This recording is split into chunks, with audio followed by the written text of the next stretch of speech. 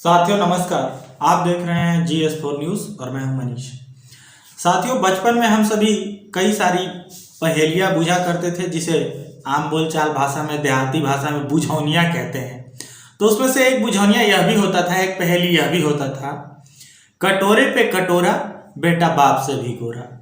यह पहेली मैं आज क्यों बुझा रहा हूं और इसकी क्या प्रासंगिकताएं हैं वो मैं आगे बताऊंगा, लेकिन उससे पहले एक जरूरी सूचना है कि बहुजन समाज पार्टी के तत्वाधान में हरिहरगंज हुसैनाबाद विधानसभा स्तरीय संत शिरोमणि गुरु रविदास जी महाराज, माता सावित्रीबाई फुले, माता रमाबाई अंबेडकर, संत गाडगे जी महाराज, जननायक कर्पूरी ठाकुर, बिहार लेलिन बाबू जगदेव प्रसाद एवं पर्वत पुरुष दशरथ मांझी जी का संयुक्त जन्म जयंती समारोह का आयोजन बहुजन समाज पार्टी के तत्वाधान में 2 मार्च 2021 दिन मंगलवार समय 11 बजे से खादी भंडार के बगल में मैदान छतरपुर रोड हुसैनाबाद पलामू झारखंड में आयोजन किया जा रहा है, जो कि बहुजन समाज पार्टी हुसैनाबाद हरिहरगंज विधानसभा के सभी बुद्धिजीवी, युवा, विद्यार्थी और नौजवान किसान, मजदूर, बेरोजगार महिलाओं से अपील किया गया है इस कार्यक्रम में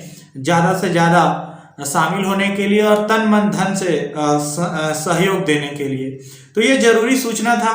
साथियों मैं अभी जितने भी महापुरुषों का नाम मैंने अभी आपको बताया, संत शिरोमणि गुरु रविदास जी महाराज, माता सावित्रीबाई फुले, माता रमाबाई अंबेडकर, संत गाडगे जी महाराज, जननायक कर्पूरी ठाकुर, बिहार लेलिन बाबू जगदेव प्रसाद कुशवाहा एवं पर्वत पुरुष दशरथ मांझी जी का संयुक्त जन्म जयंती मनाने की बात कही जा रही है बहुजन समाज पार्टी के द्वारा।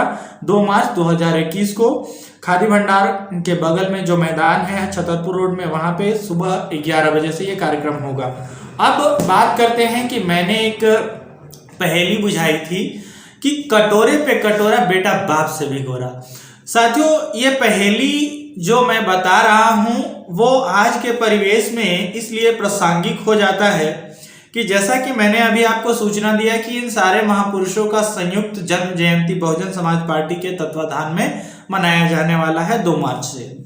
अब ऐसा नहीं है कि सिर्फ यहाँ पर ही ऐसा जन्म जयंती मनाया जा रहा है, पूरे देश में और देश के बाहर विदेशों में भी जो भारतीय गए हैं, जो फुले अम्बेडकरी विचारधारा से प्रेरित हैं, वे देश से बाहर भी इन सारे महापुरुषों के जन्म जयंती कार्यक्रम का आयोजन करते हैं और उनके विचारधाराओं को बताने की बात करते हैं।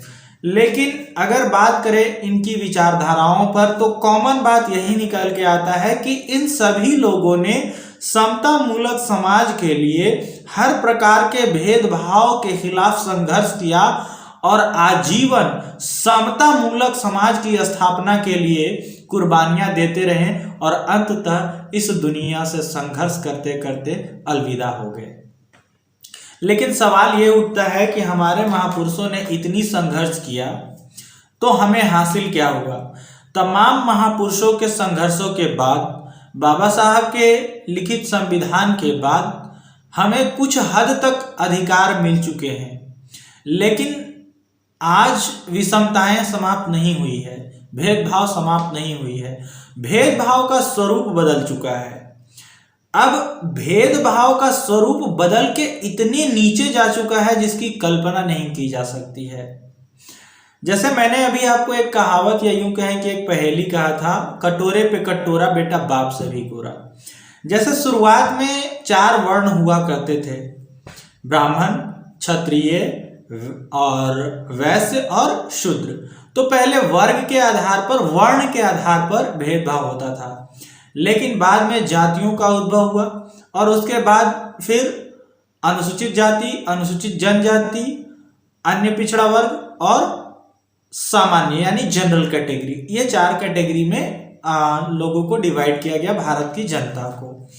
अब जिसको हम लोग दलित वर्ग कहते हैं या जिसको हम लोग पिछड़ा वर्ग कहते हैं, यहाँ पर भारत में जो भेदभाव होता है वो सिर्फ जातीय भेदभाव नहीं होता है। भारत में कई तरह के भेदभाव होते हैं और हमारे जितने भी महापुरुष हुए या जिनका भी मैंने अभी इस सूचना में नाम लिया, उन सब ने हर प्रकार के भेदभाव से भेदभाव के खिलाफ लड़ने का प्रयास किया। हर प्रकार के भेदभाव को समाप्त करके एक समता मूलक समाज की स्थापना करने की कोशिश किया। और हमारे महापुरुषों का संघर्ष कुछ हद तक रंग भी लाया। लेकिन हमारा जो दलित समाज है, हमारा जो पिछड़ा समाज है, हमारा जो आदिवासी समाज है, जिसे हम मूल निवासी समाज कहते हैं, उसके कुछ लोग अपने फटे पुराने हाल से निकल के अच्छे स्थिति में आ गए हैं। लेकिन ज्यादातर लोग अभी भी गरीबी के जाल में फंसे हैं, अशिक्षा के जाल में फंसे हैं। और इन महापुरुषों के नाम पर बड़े बड़े आयोजन होते हैं, बड़ी बड़ी लंबी लंबी भाषण होते हैं।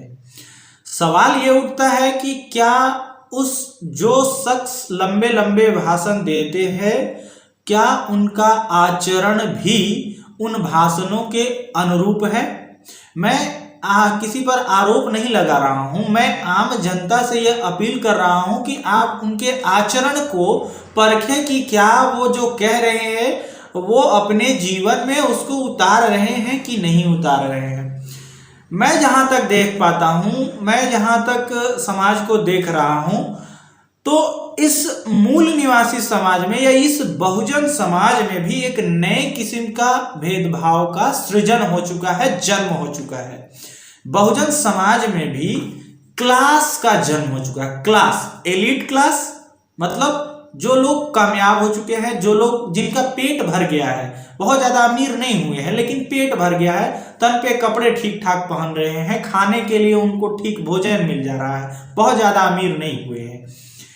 तो ये जो जिनको ठीक ठाक भोजन मिल जा रहा है और जो खाने के लिए जिनको नहीं मिल रहा है, जिनको शिक्षा नहीं मिल पा रहा है, उन दोनों के बीच में क्लास बन गया है। दो क्लास बन गए हैं, एक बुद्धिजीवी वर्ग और दूसरा शिक्षा विहीन वर्ग। बुद्धिजीवी वर्ग में भी दो वर्ग है, एक सिर्फ भाषण देने वाले, दूसरे वो जो भाषण भी देते हैं और जनता के लिए या लोगों के लिए काम भी करते हैं। तो ये आपको तय करने की जरूरत है, आपको जो मंच पे भाषण दे रहे हैं उनके जो चरित्र है, उनका जो बात वो कह रहे हैं, क्या वो अपने व्यक्तिगत जीवन में उसको लागू कर रहे हैं या नहीं लागू कर रहे हैं। लेकिन हालिया सच्चाई ये है कि हमारे जितने भी महापुरुषों के नाम पर बड़े बड़े कार्यक्रम आयोजन किए जा रहे हैं, जरूर किए जाने चाहिए, मैं इसका विरोध नहीं करता हूँ, पुरजोर समर्थन करता हूँ। जितना ज्यादा हो सके उतना ज्यादा जन्म जयंती मनाना चाहिए, सारे महापुरुषों की विचारधारा को जन जन तक पहुंचाना चाहिए।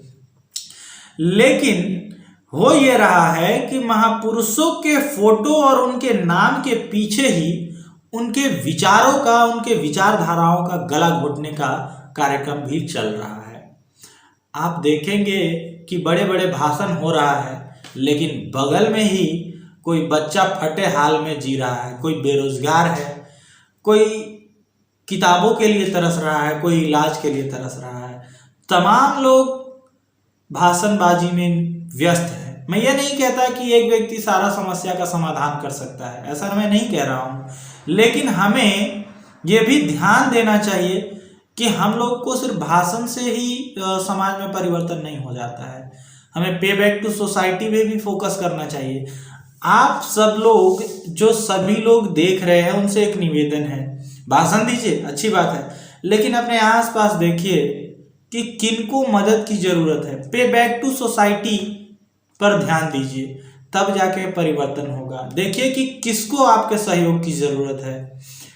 हमारे सभी महापुरुषों ने आपसी सहयोग की बात की है और बिना आपसी सहयोग के परिवर्तन नहीं हो सकता है। साथियों, भेदभाव का इतिहास पूरे दुनिया का है, पूरे दुनिया में भेदभाव हुआ, लेकिन चाहे अमेरिका हो चाहे अफ्रीका हो, वहां पर आज भेदभाव लगभग समाप्त हो चुका है। ऐसा इसलिए हुआ है क्योंकि वहां के लोगों ने आपसी सहयोग को बढ़ाया और अपने पैरेलल संस्थान को खड़ा किया। लेकिन आज अगर हम भारतीय समाज की बात करें तो यहाँ का जो शोषित वर्ग है, जो पीड़ित वर्ग है, वो लगातार जो है कि अपना इतिहास को मंचों से कह रहा है, लेकिन सामाजिक परिवर्तन में जो संस्थानों की आवश्यकता होती है, उन संस्थानों के निर्माण की ओर कदम नहीं बढ़ा रहा है। तो यह बात बहुत कड़वी है लेकिन सत्य है। बिना आपको अपने संस्थान बनाए सामाजिक परिवर्तन अधूरा ही रहेगा। जरूरी है कि अगर आप सामाजिक परिवर्तन लाना चाहते हैं, सांस्कृतिक परिवर्तन लाना चाहते हैं, तो आपको पैरेलल अपने संस्थान बनाने होंगे, स्कूल्स बनाने होंगे, बैंक्स बनाने होंगे। आपको अपने लोगों को व्यापार में डालना होगा, व्यापारी बनाने होंगे, उद्योगपति बनाने होंगे।